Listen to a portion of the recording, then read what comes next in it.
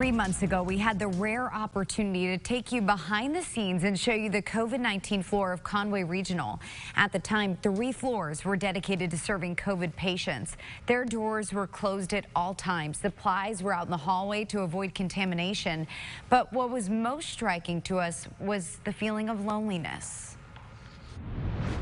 It's heart-wrenching to watch your patients be in a room by themselves all day with a really loud machine. The frontline nurses we spoke to back then were exhausted physically and mentally. But what kept them going was knowing they had a calling and that their work matters.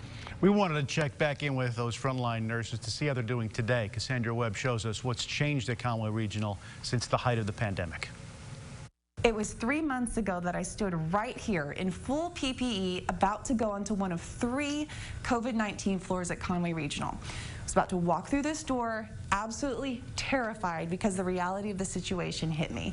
But now, when you open the door, you see the floor is completely empty, a sign that things are getting better. We look back at this empty section of the hallway and say, we did this. What a year it's been for nurses like Hannah Ray. In the beginning, fear. Mostly because we didn't know how to treat these patients or if our treatments would even work. And taking on new roles for their patients' sake. To become their family and their counselors and their friends. Then losing those friends. It's just knowing that the last time their family saw them was a month ago before they were even in the hospital.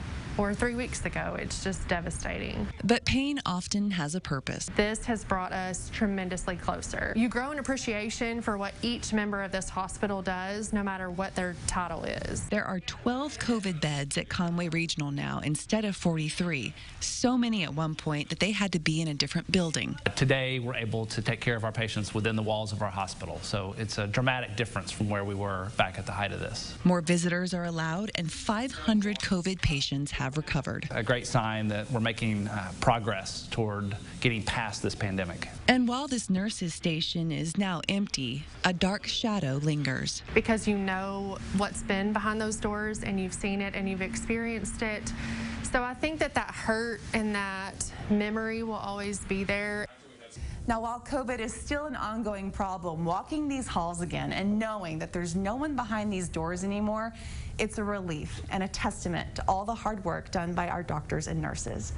Reporting in Conway, I'm Cassandra Webb. Back to you.